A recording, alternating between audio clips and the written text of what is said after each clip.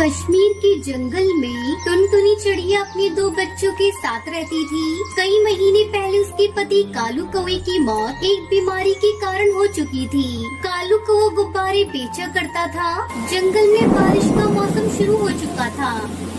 हे भगवान, 2 दिनों से मूसलाधार बारिश हो रही है जंगल में। घर का सारा राशन भी खत्म हो गया। मेरे बच्चे भूखे हैं। अगर आज भी अपने बच्चों को भोजन नहीं दे पाई तो मेरे बच्चे भूख से तड़प तड़प कर मर जाएंगे।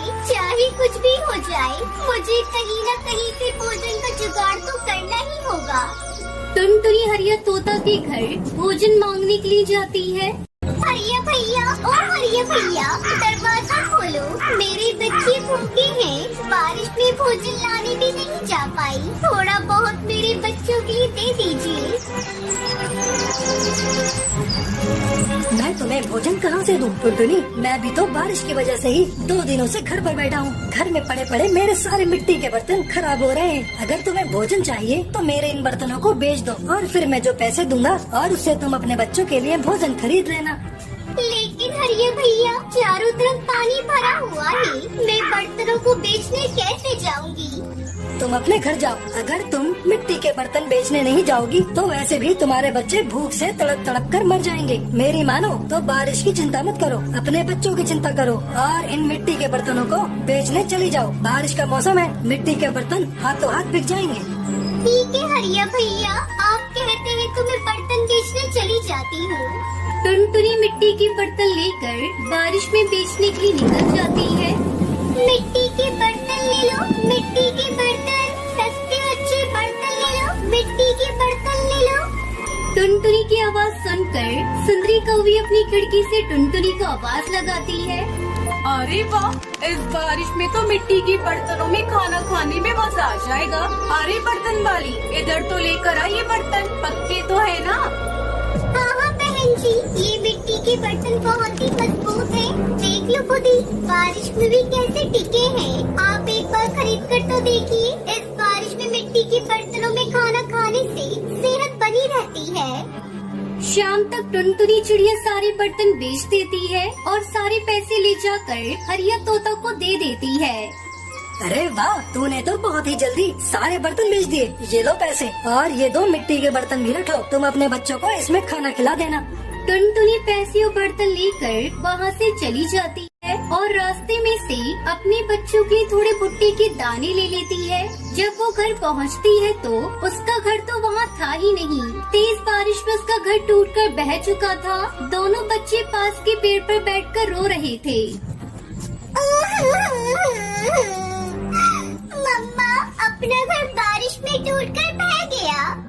बच्चों, तुम लोग सुरक्षित तो हो ना? तुम्हें कहीं चोट तो नहीं लगी? नहीं मम्मा, हमें कहीं चोट नहीं लगी, लेकिन हमारा घर टूट गया। अब हम कहाँ रहेंगे मम्मा? अभी तुम लोग घर की चिंता मत करो। ये लो कुछ भुट्टे के दाने हैं, इसे खाकर अपनी भूख मिटाओ। तभी वहाँ से एक परी गुजर रही होती है। वो उस बेसहारा माँ को देखकर रुक जाती है। क्या हुआ चिड़िया रानी, तुम उदास क्यों हो? परी माँ, मेरा नाम टुनटुनी है और ये मेरे बच्चे हैं। बारिश में हमारा घर टूट गया है। अब हम बेसहारा हैं, खाने को भी नहीं है।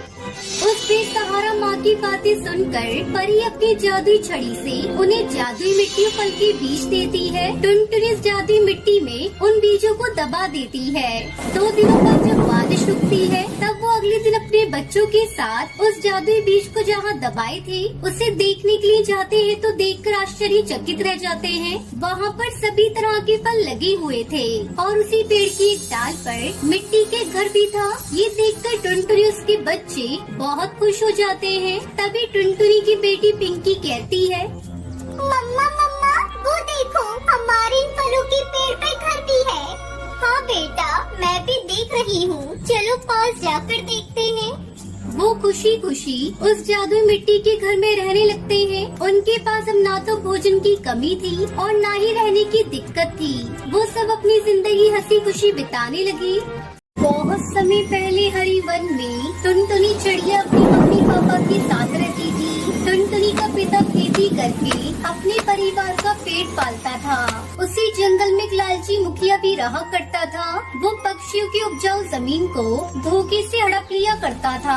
एक दिन मुखिया बुल्लाबाज कालू कौए के खेत पर पहुंचता है और उससे कहता है, अरे तुमने मेरे कर्ज को अभी तक नहीं चुकाया। ये खेत मेरे नाम लिख दे, इसके बदले में मैं तेरा सारा कर्ज माफ कर दूंगा। कैसा कर्ज मुखिया जी? मैंने तो आपसे आज तक कोई भी कर्ज लिया ही नहीं। तो क्या ये कागज झूठ बोल रहे हैं? ये देख, इस कागज पर तेरे अंगूठे के निशान हैं। तूने मुझसे पूरे 1 लाख रुपए कर्ज लिया है। मालिक, ये सब झूठ है। आप मुझ पर ऐसा जुल्म मत कीजिए। अगर आपने मेरे खेत को अपने नाम लिखवा लिया तो मेरा परिवार भूखा मर जाएगा।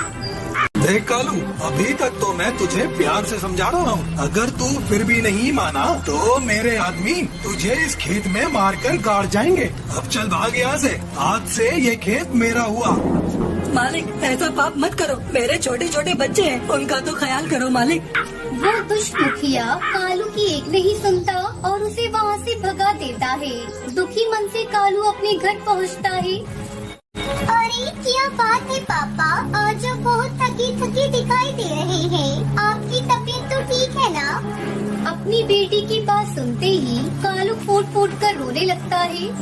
बेटा, हम लोग बर्बाद हो गए। मेरे खेत को मुखिया ने अपने नाम करा लिया। उसने मुझ पर झूठा इल्जाम लगाया कि मैंने उससे कर्ज लिया है। तुम्हारी कसम खाकर कहता हूँ, मैंने मुखिया जी से कोई कर्ज आज तक लिया ही नहीं। आजी, क्या कह रहे हैं आप? एक बड़ी सहारा था हमारी भूख मिटाने का।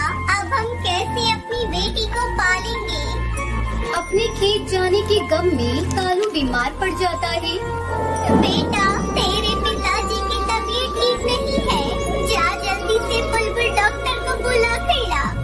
टुनटुनी चिड़िया डॉक्टर बुलबुल को बुलाने जाती है, लेकिन रास्ते में उसने देखा कि एक पक्षी झाड़ियों के बीच फंसी हुई थी और वो जोर जोर से चिल्ला रही थी। अरे मुझे कोई पानी पिला दो, बहुत प्यास लगी है। ये लो दादी माँ, पानी पी लो। आपकी हालत ऐसे किसने की? आप तो बहुत घायल हैं। टुनटुनी उस घायल कबूतरी को पानी पिलाती है। बेटा, मुझे एक जंगली जानवर ने अपना शिकार बनाना चाहा, लेकिन मैं किसी तरह इस झाड़ियों में छुपकर अपनी जान बचाई। कुछ दूरी पर मेरा घर है, इसी तरह मुझे मेरे घर तक पहुंचा दो, नहीं तो मैं पड़े पड़े यहाँ मर जाऊंगी। टुनटुनी उस घायल पक्षी को उसके घर तक पहुंचाती है। दादी, अब आप आराम करो। मेरे पिताजी बीमार हैं। मैं उनके लिए डॉक्टर को लेने जा रही हूँ। आते समय आपके लिए भी दवा लेती आऊंगी। बेटा, मैं तुझसे बहुत प्रसन्न हूँ। तुमने पानी पिलाकर मेरी जान बचाई है। ये ले, इस पोटली में कुछ लीची के बीज हैं। इसे ले जाकर अपने घर की आंगन में बो देना। ये लीची के जादुई बीज हैं। एक ही रात में लीची की फसल तैयार हो जाएगी। लेकिन याद रखना, इस बीज को रात में ही बोना, जब सभी लोग सो जाएं। सभी के सो जाने पर रात में टुनटुनी लीची के बीज को अपने आंगन में बो देती है। अगले दिन लीची का पेड़ बड़ा हो जाता है।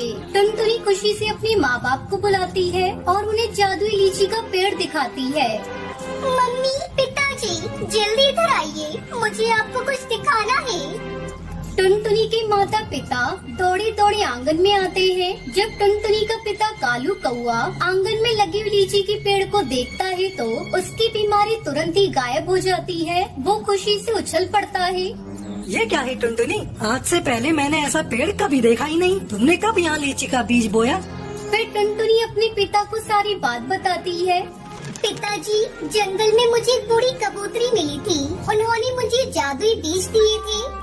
टुनटुनी और उसकी मम्मी पापा मिलकर झटपट सारी लीची को निकाल लेते हैं और फिर उन्हें बाजार में अच्छे दामों पर बेच देते हैं। जल्दी उनके पास बहुत सारे पैसे इकट्ठे हो जाते हैं। फिर कालू दूसरा खेत खरीदता है और उसमें लीची की जादुई खेती करके अपने परिवार के साथ खुशी खुशी रहने लगता है।